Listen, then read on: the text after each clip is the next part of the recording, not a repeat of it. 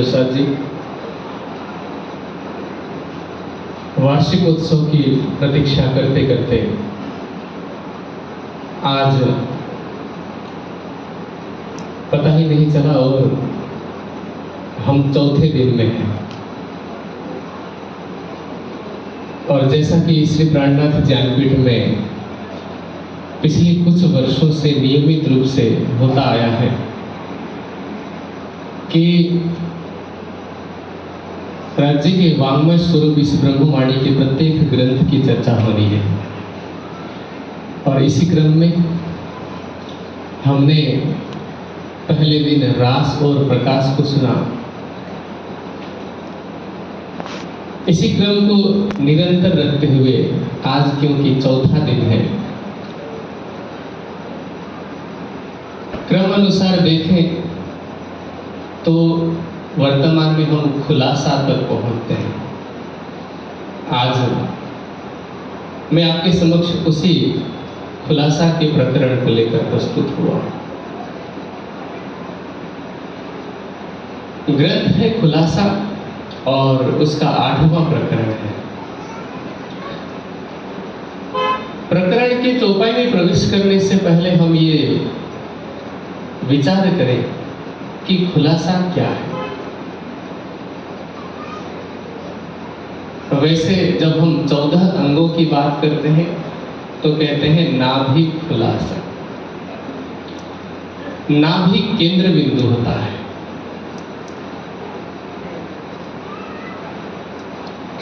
इसको समझने के लिए हम एक उदाहरण से जान सकते हैं। जैसे आपको पूछा जाए कि जितने चौपाए होते हैं, चाहे गाय का बछड़ा हो, घोड़े का बच्चा हो, ये जितने भी चौपाए हैं वो पैदा होते ही कुछ ही समय में चलना शुरू कर देते हैं। और मनुष्य का बच्चा, उसको चलना शुरू करने में काफी समय लग जाता है। इसका वैज्ञानिक कारण क्या है पता है? जो सेंटर ऑफ मास होता है वो नाभि में होता है। और ग्रेविटी के कारण, क्योंकि जो चौपाए हैं उनको सरलता होती है और वो जल्दी से चल पाते हैं। मनुष्य 2 पैरों वाला है, इसलिए उसको चलने में समस्या होती है। नाभि को केंद्र बिंदु कहा गया है। और यहाँ मैं बात कर रहा हूं खुलासा ग्रंथ की। खुलासा को भी हम एक तरह से केंद्र बिंदु समझ सकते हैं। किस चीज का केंद्र बिंदु? पूर्वीय दर्शन और पाश्चात्य दर्शन को समझने समझाने का केंद्र बिंदु, वेद पक्ष और कतेप पक्ष को समझने समझाने का केंद्र बिंदु। यदि हमने खुलासा को समझ लिया तो हमारा बैलेंस बन जाएगा, अन्यथा हमारा बैलेंस किसी न किसी एक पक्ष की तरफ लुढ़क जाएगा और हम गिर जाएंगे। इसीलिए खुलासा को नाभि कहा गया है। खुलासा का हिंदी में अर्थ होता है स्पष्टीकरण। स्पष्टीकरण किसका? कि धर्म ग्रंथों में लिखे गए जो गुह्य रहस्य हैं। गुह्य रहस्य कैसे? इसको जानने के लिए पहले तो ये समझना पड़ता है कि धर्म ग्रंथों की आवश्यकता क्यों है। इसको मैं सरल शब्दों में कहूंगा कि जब भी किसी की आध्यात्मिक यात्रा की शुरुआत होती है तो उसके मन में कुछ प्रश्न आते हैं। जैसे को अहम कुतः आगतोऽस्मि, मैं कौन हूँ, कहाँ से आया हूँ, मेरी आत्मा का प्रियतम कौन है, कैसा है, कहाँ रहता है, क्या लीला करता है, शरीर और संसार को छोड़ने के पश्चात मुझे जाना कहाँ है। ये उन प्रश्नों की लंबी फहरिस्त में से, लंबी सूची में से कुछ प्रश्न हैं। इन प्रश्नों का उत्तर खोजने के लिए जब मनुष्य निकलता है तो समझ लीजिए कि उसकी आध्यात्मिक यात्रा की शुरुआत होती है। यदि किसी के मन में ये प्रश्न आ भी गए तो समझ लीजिए कि यात्रा की शुरुआत हो गई। किसी के मन में ऐसे प्रश्न आते ही नहीं तो वो इस यात्रा की शुरुआत कर ही नहीं सकता। हाँ, ये अलग बात हो गई कि हमारे समाज में विशेष रूप से अध्यात्म के क्षेत्र में, धर्म के क्षेत्र में प्रश्न पूछने को गुनाह माना जाता है। क्यों? क्योंकि जिसके सामने प्रश्न कर रहे हैं उन्हें अपने ज्ञान पर संदेह है, तो प्रश्न पूछना वर्जित किया जाता है कि आप गुरु से प्रश्न नहीं पूछ सकते। तो किससे पूछने जाएंगे? किससे पूछेंगे? तो जब प्रश्न हृदय में उत्पन्न होते हैं तभी आध्यात्मिक यात्रा की शुरुआत होती है। और जब यात्रा की शुरुआत हो गई तो धीरे धीरे एक एक कदम करते हुए मनुष्य आगे बढ़ता है। यदि प्रश्न ही उत्पन्न नहीं हो रहे हैं तो समझ लीजिए कि वो मंजिल तक पहुंच ही नहीं सकता। आप किसी भी दर्शन को खोल करके देख लीजिए। वेदांत दर्शन का पहला सूत्र क्या है? अथातो ब्रह्म जिज्ञासा। ब्रह्म को जानने की जिज्ञासा करनी चाहिए, इच्छा करनी चाहिए कि ब्रह्म क्या है, ब्रह्म कैसा है। इसी तरह से क्या कहते हैं? अथातो धर्म जिज्ञासा। धर्म को भी जानने की इच्छा करनी चाहिए। जिज्ञासा की शुरुआत ही प्रश्न से होती है। क्या, क्यों, कैसे, कहां, कब, ऐसे जहां पर क्वेश्चन मार्क लगते हैं वही तो जिज्ञासा है। जहां प्रश्नवाचक चिन्ह ही नहीं फिर समझ लीजिए कि जिज्ञासा ही नहीं। जब तक मन में जिज्ञासा नहीं होती तब तक उत्तर पाने की ललक किसी में नहीं हो सकती। और जिज्ञासा के बिना कोई भी मनुष्य आगे नहीं बढ़ सकता है, चाहे वो भौतिक क्षेत्र हो चाहे आध्यात्मिक क्षेत्र हो। जब तक किसी के मन में क्या, क्यों, कब, कैसे जैसे प्रश्न नहीं आते तब तक वह किसी भी क्षेत्र में उन्नति कर ही नहीं सकता। तो जब मनुष्य के हृदय में ये कुछ प्रश्न जिनके विषय में मैंने कहा कि मैं कौन हूँ, कहाँ से आया हूँ इत्यादि, ये प्रश्न उत्पन्न होते हैं तो उसके समाधान के लिए वह खोज करता है। अब खोज कहाँ करेगा? लोगों ने दो प्रकार से खोज की है। एक कि जैसे मैंने कई बार ये दृष्टांत दिया है कि बीरबल कुछ मूर्खों की खोज कर रहे थे। तो मूर्खों की खोज करते हुए एक जगह पे वो रात को गुजर रहे होते हैं, चांदनी रात होती है। उन्होंने देखा कि एक व्यक्ति अपनी कुटिया के बाहर आंगन में कुछ टटोल रहा है, खोज रहा है। बीरबल पास में गए, सोचा कि परेशान हुई, मदद कर दूं।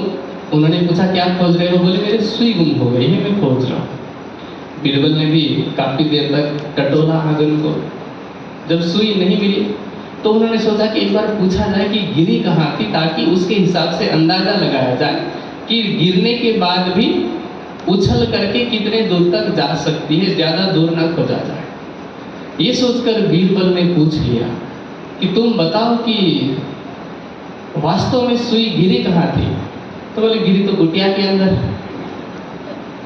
फिर पूछा फिर बाहर क्या कर रहे हो? बोले नहीं, कुटिया में अंधेरा था ना, इसलिए मैं बाहर ढूंढ रहा था, बाहर उजाला है। तो कुछ लोगों ने जहां उजाले जैसी प्रतीति हुई वहां खोजना शुरू किया। अब वहां सुई तो नहीं मिली पर कुछ और मिल गया, और जो मिला उसी को सुई समझा था। सनद की वाणी में क्या कहते हैं राज जी? सो तेता ही बोलिया जो गया जहां लो चल, अपने अपने मुख थे बयां करे मजल। किसी ने आंख बंद करके बिना लक्ष्य की जानकारी के ध्यान समाधि लगाने का प्रयास किया, मन के प्रकाश को देखा तो उस प्रकाश को ब्रह्म माना। किसी ने चित्त के स्वरूप को देखा, वह भी प्रकाश युक्त है, उस प्रकाश को ब्रह्म माना। किसी ने ध्यान में अनहद बाजों का अनुभव किया तो उस ध्वनि को ही ब्रह्म का अनुभव माना। किसी ने विभिन्न महापुरुषों का साक्षात्कार किया तो उन महापुरुषों को ही ब्रह्म माना। इस तरह से सुई तो नहीं मिली पर कुछ और जो मिला उसी को ब्रह्म मान बैठे। और कुछ लोगों ने ऋषियों के अनुभव के आधार पर खोज करने का प्रयास किया। अनुभव के आधार पर क्यों? कुछ लोग तो ऐसा भी कहते हैं कि आपको ऋषिकृत ग्रंथों को नहीं पढ़ना चाहिए, आपको वेद दर्शन उपनिषद आदि नहीं पढ़ना चाहिए, आपको स्वयं करके देखना चाहिए। पर करके देखने के लिए भी कुछ तो आधार चाहिए ना। चाणक्य ने क्या कहा कि स्वयं प्रत्येक क्षेत्र में प्रयोग करके देखने के लिए आपके पास इतनी उम्र नहीं है। भौतिक क्षेत्र में भी आप देखते हैं तो जितने भी प्रयोग होते हैं चिकित्सा के क्षेत्र में, विज्ञान के क्षेत्र में, औषधियों के क्षेत्र में, उनका प्रयोग मनुष्यों पर नहीं किया जाता है। पहले छोटे छोटे प्राणियों पर किया जाता है। एक मनुष्य पर प्रयोग किया, उस पर प्रतिक्रिया देखी, वो मर गया, फिर दूसरे पर करी। ऐसा करते करते तो सारी मानव जाति समाप्त हो जाएगी और जो मनुष्य प्रयोग कर रहा है उसकी भी आयु समाप्त हो जाएगी। तो हमारे पास इतना समय नहीं है। इसलिए हमें क्या करना है कि जिन जिन ऋषि मुनियों ने जहाँ जहाँ तक खोज करके वो पहुँचे और जहाँ तक के विषय में बताया, अब उनके अनुभव का आधार मान करके और साथ में इस ब्रह्मवाणी के प्रकाश में खोज करना है। खुलासा, जिसका तात्पर्य मैंने पहले ही कहा कि स्पष्टीकरण होता है। स्पष्टीकरण उन्हीं ऋषि मुनियों के अनुभव पर आधारित ग्रंथों का या फिर जितने धर्म ग्रंथ समाज में उपलब्ध हैं। कल शाम को श्री प्राणनाथ ज्ञानपीठ के विद्यार्थी अर्जुन के मुखारबिंद से हमने एक संक्षिप्त परंतु महत्वपूर्ण प्रवचन सुना था कि दुनिया में बहुत सारे धर्म ग्रंथ हैं और उनमें परब्रह्म के धाम, स्वरूप और लीला के विषय में संकेत किया गया है। ऐसा नहीं कि कुछ नहीं लिखा है, संकेत किया गया है। जैसा कि वाणी कहती है, जिन जानो शास्त्रों में नहीं है शास्त्रों में सब कुछ। पर उन शास्त्रों में लिखी गई बातों को देखने की जो दृष्टि है यह ब्रह्मवाणी देती है। यह ब्रह्मवाणी ही उन धर्म ग्रंथों में लिखी गई बातों का स्पष्टीकरण करती है कि इसका तात्पर्य क्या है। जैसे मैं एक उदाहरण से बताना चाहूँगा कि एक मंत्र है वेद में, अष्टचक्र नवद्वारा देवानाम पुरयोध्य। इसका सामान्य अर्थ समाज में ये लगाया जाता है कि यह शरीर 8 चक्र और 9 द्वारों से युक्त है और यही ब्रह्म की पुरी है अथवा यही ब्रह्म का धाम है। इसी शरीर में ब्रह्म का निवास है। और जिनकी ये विचारधारा है वो ये मानते हैं कि कण कण में ब्रह्म व्यापक है। यदि ऐसा मान लिया जाए तो केवल मानव शरीर ही क्यों, जितने पशु प्राणी हैं, कीट पतंग हैं, उन सभी में माना जाएगा। और इस आधार पर देखा जाए तो क्या सभी प्राणियों में 9 द्वार हैं? क्या सभी प्राणियों में अष्टचक्र हैं? इसलिए अष्टचक्र 9 द्वार का जो रहस्य है वो ब्रह्मवाणी ने खोला और क्या बताया कि 8 सागर और 9 भूमिकाओं से युक्त वह परम धाम जिसको अयोध्या कहा गया है। अभी कुछ समय पूर्व मैंने किसी शंकराचार्य जी का इंटरव्यू देखा। यह शायद हो सकता है कि वो उनका प्रवचन ही रहा हो, पर छोटा सा क्लिप ही देखा मैंने। उसमें वो कह रहे थे कि इस दुनिया में ऐसा कोई भी नहीं था जिसने इस उत्तर प्रदेश वाली अयोध्या को राम जन्मभूमि के रूप में साबित किया, पर जज के सामने सुप्रीम कोर्ट में मैंने खड़ा होकर के साबित किया। और साबित कैसे किया? इसी से, अष्टचक्र 9 द्वारा देवानाम अयोध्या। इसमें अयोध्या शब्द आया है पर इसमें मर्यादा पुरुषोत्तम राम का जन्म इसी अयोध्या में हुआ वो कहीं पर वर्णन नहीं है। जन्म वहीं पर हुआ है, पर इस वेद मंत्र का यह अर्थ नहीं है, क्योंकि वेद में किसी भी प्रकार का इतिहास नहीं है, वेद में किसी भी प्रकार की भविष्यवाणी नहीं है। यहाँ अयोध्या का तात्पर्य क्या होता है कि जिसको किसी ने भी जीता ना हो, युद्ध में किसी ने जीता ना हो। यहाँ जीतने का या न जीतने का तात्पर्य इससे है कि जब किसी ने जाना ही नहीं उस ब्रह्म के धाम के विषय में, तो जीतने और न जीतने का सवाल ही नहीं होता है। तो उस ब्रह्म के धाम के विषय में स्पष्टीकरण इस ब्रह्मवाणी ने की है। मुंडक उपनिषद जिस ब्रह्मपुरी को दिव्य ब्रह्मपुरे ही एष व्योमनी आत्मा प्रतिष्ठित कह करके वर्णित किया है, निजानंद संप्रदाय की पद्धति में क्या कहा है? दिव्य ब्रह्मपुर धाम है, घर अक्षरातीत निवास। तो इस तरह अध्यात्म के क्षेत्र में आने वाले सभी प्रश्नों का उत्तर, सभी संशयों का स्पष्टीकरण इस ब्रह्मवाणी में है। इसलिए यह ब्रह्मवाणी ही एकमात्र स्पष्टीकरण करने वाली वाणी है, और उसमें भी विशेष रूप से खुलासा है। और उसी ग्रंथ में से ये जो प्रकरण है, इसमें क्या कहा गया है? इस प्रकरण का शीर्षक है कि जो ब्रह्म सृष्टियां हैं, जिनको हम आत्मा भी कहते हैं, मध्यकालीन भाषा में, मध्यकालीन प्रचलन की भाषा में जिसके लिए रूह शब्द का भी प्रयोग किया गया। तो महामती जी इस प्रकरण में कहती हैं कि ब्रह्म सृष्टियों की नियमावली को देखना है, रूह की बीने देखिए। नियमावली का मतलब क्या है? जैसे योग के संदर्भ में जब बात की जाती है तो पहले ही सूत्र में कहा जाता है अथ योग अनुशासन में। योग अनुशासन का विषय है। अनुशासन कहीं ना कहीं नियमों से संबंधित होता है। यहाँ आत्म जागृति के लिए भी कुछ ऐसे नियम बताए गए हैं ब्रह्मवाणी में कि यदि उनका पालन किया जाएगा तो आत्म जागृति होगी, अन्यथा नहीं हो सकती। और वो नियम क्या है? तो कुछ प्रश्न पूछे, कुछ बातें बताई, और महामती जी क्या कहते हैं कि जो उम्मत होवे अर्श की सुनीके विचारो दिल, बिने अपनी देख के करो फैल देख मिसल। कि जो भी परम धाम की ब्रह्म सृष्टियां होंगी वह अपनी नियमावली को देख करके, नियमावली का मतलब कि कैसे आचरण होने चाहिए, कैसे आचरण अपनाने चाहिए, किस पर उन्हें चलना चाहिए, उसको देख करके फिर अपनी करनी को देखे, अपने आचरण को देखे।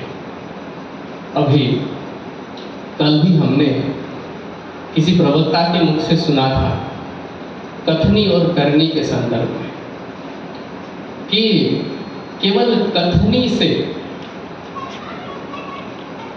कभी भी आत्म जागृति संभव नहीं है।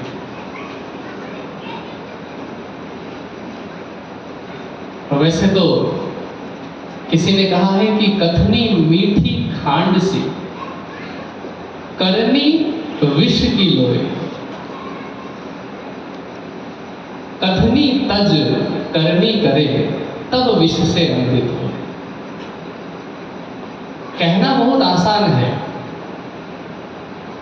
यहां पर भी जैसे मान लीजिए कि वार्षिक उत्सव चल रहा है, किसी भी सुंदर साथ से पूछा जा रहा है यदि कि यहाँ ज्ञानपीठ में आपको क्या क्या कमियां दिख रही हैं, तो जो कुछ न करने वाले सुंदर साथ होंगे वो सबसे पहले सुझावों की फहरिस्त लेकर के खड़े हो जाएंगे कि ऐसा होना चाहिए, वैसा होना चाहिए, ये नहीं हुआ है, वो नहीं हुआ है।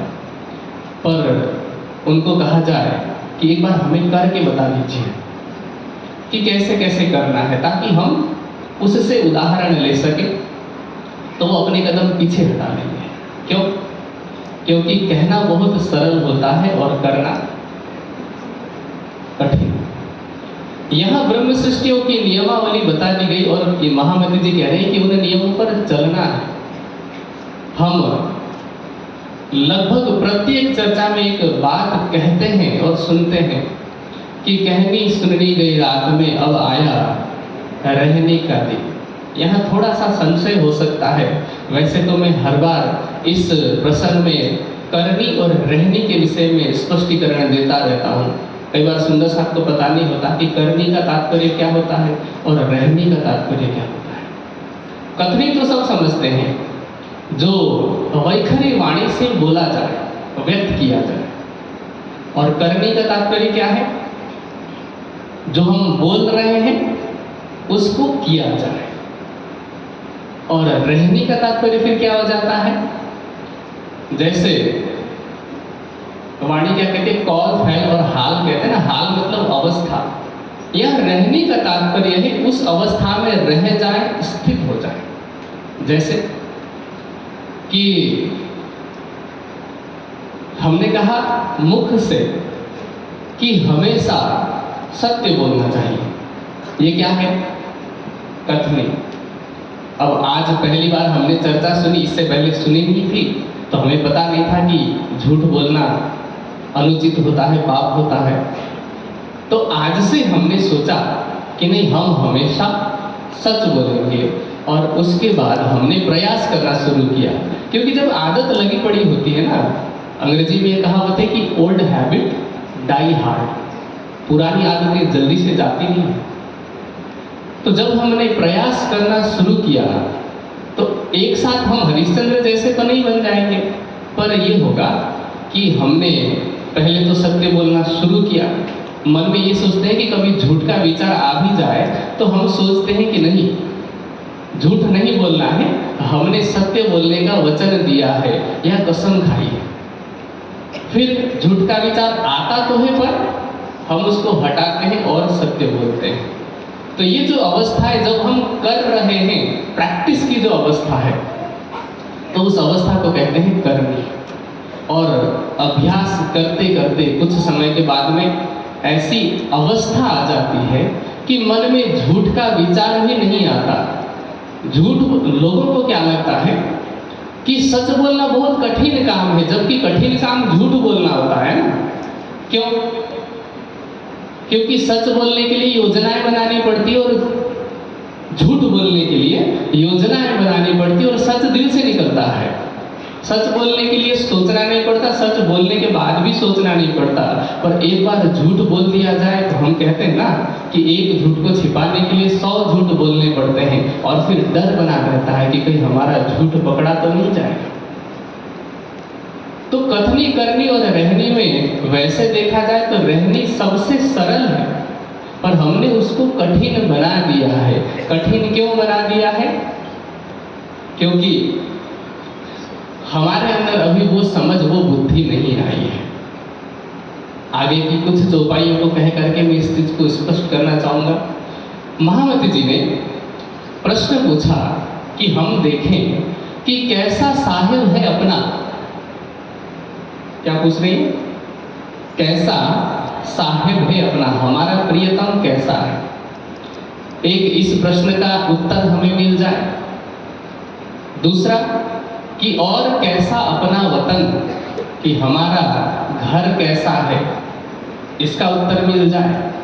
कैसो अपनो वजूद है जो असल रूहों के तन, और हमारा वास्तविक तन या हमारी परात्म कैसी है, इन प्रश्नों का उत्तर यदि हमें मिल जाए तो हमें दुनिया में झूठ बोलने की आवश्यकता ही नहीं पड़ेगी। क्यों नहीं पड़ेगी? क्योंकि पहले प्रश्न का उत्तर आपने जाना कि कैसा साहिब है अपना। किरंतन की वाणी क्या कहती है? साचारी साहिब, ब्रह्म कैसा है, परमात्मा कैसा है? साचारी साहिब साच सो पाइए, साच को साच है प्यारा। तो झूठ बोलने की आवश्यकता नहीं पड़ी। ठीक है। दूसरा, मनुष्य झूठ कब बोलता है? उसको डर होता है कि ये नाराज ना हो जाए, वो नाराज ना हो जाए। लेकिन वास्तविकता क्या है कि यहाँ ऐसा कोई नहीं है जिसके नाराज होने से आपकी आत्म जागृति में कोई बाधा पहुंचती है। यदि सच बोलने से कोई नाराज होता है, झूठ बोलने से प्रसन्न होता है, मुझे लगता है कि सच बोल करके नाराज कर लेना उचित है। क्योंकि जिस रिश्ते का आधार ही झूठे, वो रिश्ता कितना ही चल जाएगा, आप खींच करके कितने समय तक ले जाएंगे। कहते हैं झूठ के पांव नहीं होते, कभी न कभी तो जमीन पर गिरना ही है। मैंने सत्य और झूठ का तो सिर्फ उदाहरण लिया है, ऐसे बहुत सारे लक्षण हैं जिनको यहाँ घटाया जा सकता है, पर क्योंकि समय इजाजत नहीं देती कि हम एक एक लक्षण पर बात करें, एक एक विषय पर बात करें। अब जब हमने ये मान लिया कि कैसा अपना वतन, कि हमारा घर कैसा है, कहाँ है, और हमारी परात्मा कहाँ है, कैसी है, तो हमें इतना जवाब तो मिल जाएगा कि हमारी परात्मा अपने दिव्य ब्रह्मपुर परम धाम में मूल मिलावे में विराजमान है। मैं ये शरीर नहीं हूँ, मेरे जितने सगे संबंधी इस शरीर से जुड़े हुए हैं वो मेरे वास्तविक सगे संबंधी नहीं है, मेरा सभी के साथ आत्मिक संबंध है। तो मेरा प्रयास क्या रहेगा कि उस सत्य की पहचान स्वयं भी करके और दूसरों को भी करा के उन्हें भी उस सत्य की तरफ ले जाऊं। आज लोग इस ब्रह्मवाणी की बात करने से, चर्चा करने से क्यों डरते हैं कि हमारे सगे संबंधी नाराज न हो जाए कि हमने उनके विचारधारा का खंडन किया या उनकी विचारधारा को हमने स्वीकृति नहीं दी, उस बात को नहीं मानी। वास्तविकता क्या है कि पहली बात तो ये पता ही नहीं है कि किसके अंदर ब्रह्मात्मा है, किसके अंदर नहीं है, पर हमने परम धाम में ये वादा किया है अपने मूल तन जैसी अन्य ब्रह्मात्माओं से कि यदि तू भूली तो मेरा काम है तुम्हें जगा देना। इतना भी यदि हमने याद किया तो हम ये नियम बना लेंगे अपना कि राज्य की वाणी औरों तक पहुंचाए। ये खुलासा ही नहीं, ये संपूर्ण वाणी। वैसे तो खुलासा इस विशेष ग्रंथ का नाम है, वैसे तो पूरी वाणी ही खुलासा करने वाली है, पूरी वाणी ही अध्यात्म के रहस्यों का स्पष्टीकरण करने वाली है। अब आगे इंद्रावती जी क्या कह रही हैं कि तुम सबे जानत हो, तुमको कही खबर, ऐसी बात तुम्हारी बुजुर्ग, सो भूल जात क्यों कर। मुझे लगता है कि हमारे कठोर हृदय को चोट पहुंचाने के लिए चौपाई पर्याप्त। कहते हैं कि तुम सबे जानत हो, तुमको कही सब खबर। मैंने इस ब्रह्मवाणी से तुम्हें सारी बात बता दी है, हर बात की खबर तुम्हें दी है कि तुम्हारा साहिब कैसा है, तुम्हारा घर कहाँ है, तुम्हारा मूल तन कहाँ पर है। हम वैसे तो गायन तो करते हैं कि चलो चलो रे साथ आपन जाइए धाम, मूल वतन धनिये बताइया, जित ब्रह्म सृष्टि श्यामा जी श्याम।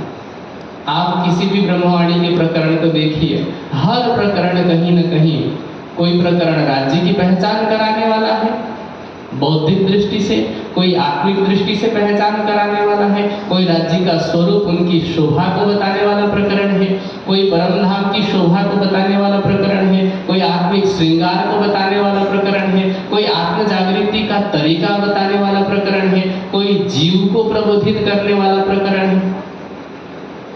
तो इतने सारे प्रबोधों से यदि हम समझ नहीं पाते, संभल नहीं पाते, तो खुलासा की वाणी भी क्या ही कर लेंगे। महामती जी ने क्या कह दिया, ये वचन ऐसे जागृत जगावत तत्खिल, जो न लीजे सिर अपने, तो कहा करे वचन। वाणी ने तो कह दिया, प्रत्येक प्रश्न का समाधान दे दिया। आप वाणी खोल करके देख लीजिए, अध्यात्म जगत का ऐसा कोई भी प्रश्न नहीं होगा जिसका उत्तर इस ब्रह्मवाणी में न मिले। प्रत्यक्ष रूप से भी परोक्ष रूप से भी प्रत्येक प्रश्न का समाधान इस ब्रह्मवाणी में मिलता है।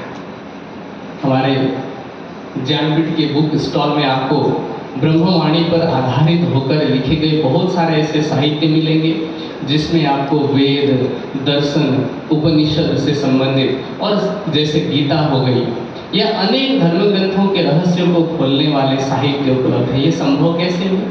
ब्रह्मवाणी के कारण, ब्रह्मवाणी ने जो खुलासा किया उसके कारण। इसीलिए इस प्रकरण में प्रारंभ में ही महामती जी ने कह दिया कि ब्रह्मात्माओं को चाहिए कि वह अपने नियमावली को देखें कि उन्हें क्या करना चाहिए, कैसे करना चाहिए।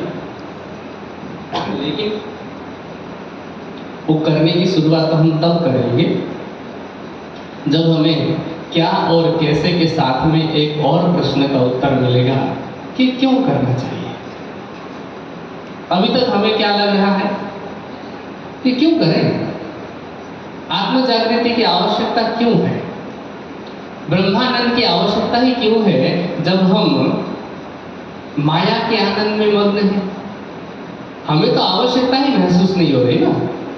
वाणी में जैसे कलश की वाणी हो गई, उसमें ब्रह्मात्माओं की तुलना एक मछली से की गई है कि जिस तरह से मछली पानी के बिना जीवित नहीं रह सकती, इसी तरह से एक विरहीन ब्रह्मात्मा राज्य के बिना नहीं रह सकती।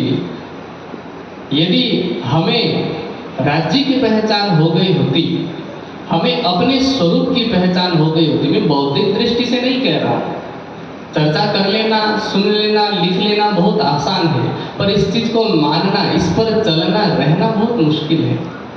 तो जिसने अपने आप को ब्रह्मांगना मान लिया हो, जिसने जो अपने आत्म स्वरूप में स्थित हो गया हो, उन्हें तो ये सब प्रबोधन की आवश्यकता ही नहीं है। लेकिन अभी हमारी वो अवस्था ही नहीं बन पाई है कि हमें मछली की तरह पानी की उपयोगिता महसूस हो। हमारी आवश्यकता तो मैं बार बार ये उदाहरण देता हूँ कि हमारी तुलना मछली से ना की जाए, हमारी तुलना तो मेढक से की जाए, उसको पानी में डाल दिया जाए तब भी मस्त है, पानी से बाहर निकाल दिया जाए तब भी मस्त है। अगर भूले भटके तुक्के से राज्य सामने आ जाए तब भी हमें लगेगा कि चलो मिल गए। और माया के सुख में तो हम, जो कि क्षणिक है, क्षणभंगुर है, कल हमने हमारे विद्वान अर्श के मुखारविंद से भी सुना क्षणभंगुर सुख के विषय में। तो हम इस क्षणभंगुर सुख में भी, और इसी को क्षणभंगुर सुख नहीं मान रहे हैं, हम क्या मान रहे हैं, इसी को हम मान रहे हैं कि तो हम अनादिकाल से यहीं पर हैं। जैसे कि तुम आइया छल देखने, भिल गईया माहे छल। ये ब्रह्म सृष्टियों की रहनी नहीं है, ये ब्रह्म सृष्टियों की नियमावली नहीं है।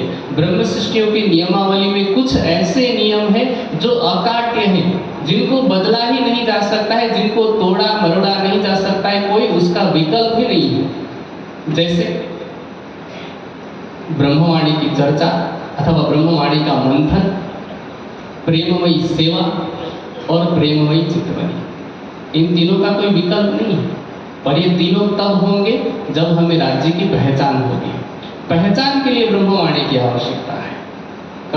कल या परसों की चर्चा में किसी बहन के मुख से हमने सुना था कि वाणी के मंथन से हमें राज्य की पहचान होती है, सेवा से हमारे अंदर पात्रता आती है, और चित्तवनी उसी पात्रता के आधार पर हमें राज्य का दर्शन कराने में मददगार साबित होती है। यूं समझ लीजिए कि खुलासा की ये वाणी हमें उन तीन नियमों की तरफ संकेत कर रही है कि ब्रह्मवाणी मंथन, प्रेममयी सेवा और प्रेममयी चित्तवनी का कोई विकल्प नहीं है। हाँ, इन तीन जो मुख्य नियम है, बाकी बहुत सारे नियम इनसे जुड़े हुए हैं, पर इन तीनों को आधार मान करके ही यदि इस संसार का कोई भी नियम, इस संसार की कोई भी परिस्थिति, इस संसार का कोई भी व्यक्ति, चाहे वो व्यक्ति हो, चाहे कोई वस्तु हो या कोई परिस्थिति हो, हमें इन तीनों नियमों से विपरीत चला रही है, हमें वाणी मंथन से, वाणी की चर्चा सुनने से, वाणी का ज्ञान लेने से रोक रही है, सेवा से विमुख कर रही है, और चित्तवनी की तरफ अग्रसर होने से रोक रही है, तो समझ लीजिए कि वह अज्ञानता का स्वरूप है, वही कलियुग है जिसको कते परंपरा में दज्जाल कहा गया है। तो खुलासा की वाणी हम सभी सुंदर साथ को, हम सभी ब्रह्मात्मा को उस परमात्मा की पहचान कराते हुए हमारे नियमावली को याद कराती है। और क्योंकि समय का तो अभाव है, मैं अंत में बस इतना ही कहना चाहता हूँ कि अभी इन 3 चौपाइयों के माध्यम से हमने कुछ नियमों को सुना कि हमें क्या करना चाहिए, क्यों करना चाहिए वो थोड़ा बहुत हमें पता है, और कैसे करना चाहिए इसका उत्तर हम अभी पिछले 2 महीनों में बीतक में सुन चुके हैं। श्री देवचंद्र जी की रहनी को देखिए, श्री इंद्रावती जी की रहनी को देखिए, उन ब्रह्म मुनियों की रहनी को देखिए, और छठे दिन की लीला में अब तक जितने परमहंस हुए हैं उन परमहंसों की रहनी को देखिए, और हम सब सीखें कि ऐसे करना चाहिए। जब हम भी उन नियमों का पालन करने लग जाएंगे, प्रेममयी चितवनी, प्रेममयी सेवा और वाणी मंथन में हम बैलेंस बना लेंगे। इन तीनों का कोई विकल्प नहीं है का मतलब ऐसा नहीं है कि कोई सोचे कि मैं केवल वाणी पढ़ लूंगा, कोई सोचे कि मैं केवल चितवनी करूंगा, कोई ये सोचे कि मैं केवल सेवा करूंगा। एक एक करने से भी नहीं होगा, बैलेंस बनाना ही पड़ेगा। हाँ, कभी वाणी मंथन अधिक हो सकता है, कभी सेवा की अधिकता हो सकती है, और कभी चितवनी की अधिकता हो सकती है। जैसे इंद्रावती जी ने श्री देवचंद्र जी से वाणी की चर्चा सुनी, मंथन उनका वैसे ही हो गया। प्रेममयी सेवा उनके द्वारा जागनी जितनी हुई वो वैसे तो कोई कर ही नहीं पाएगा, तुलना ही नहीं कर सकते।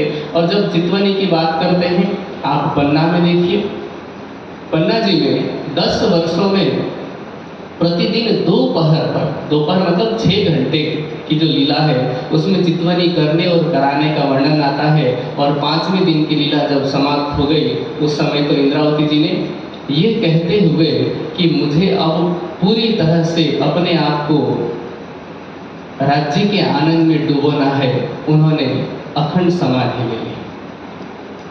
तो उन्होंने भी तीनों का बैलेंस बनाया है, हमें भी बनाना ही होगा, इसका कोई विकल्प ही नहीं है। और यदि हम इसका विकल्प ढूंढने लग जाएंगे तो ये जीवन भी बीत जाएगा। जैसे 350 वर्ष समाप्त हो गए वैसे ही आगे आने वाले वर्ष भी बीतते जाएंगे।